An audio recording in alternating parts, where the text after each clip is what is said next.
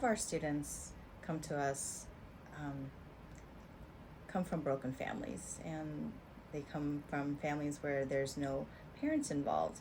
And a lot of times they're not sure what is right from wrong. And even if they did know what was right from wrong, it's hard for them to make the right decisions when they're faced with situations.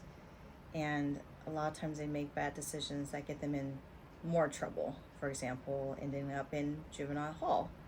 And when they come out, they're always told that they're a problematic student and that they're always going to be a failure and they're going to end up in prison. So a lot of times, just having meaningful conversations with them. Well, I myself was a high school dropout. I never finished high school. So, and I just remember having a very, I don't even remember the counselor's name to be honest, but I had a very meaningful conversation with a counselor, and that counselor made me feel like I can still have a future. I think they feel safe here, that this is a non judgmental place. And we all come from different walks of life, and for them to feel like they can come in here with whatever the situation, and I'm willing to listen, and sometimes just listen.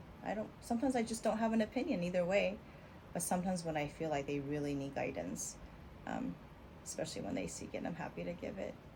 So just being able to let them see, making sure that no one else dims their light, them believing themselves that they can still make the right decision moving forward, getting them back to school, getting them enrolled back in high school, finishing up their diploma, and at least learn a skill set so that they can be independent, financially independent. And I think that's part of it, is them believing in themselves that they can do it, even when all the odds are against them. I like working with teenagers, and I like that I can make an impact. I think that they know that I care. I think students know when you are invested in them.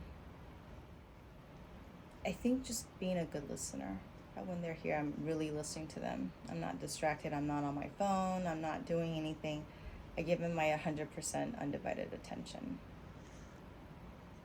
If I had an option of teaching students an important lesson, it would be how to fail and how to get back on your feet once you fail.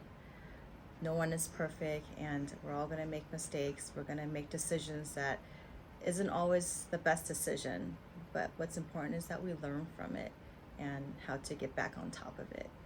So I really do believe that letting students feel like there's so much more out there and that they can do anything, I think that's very important.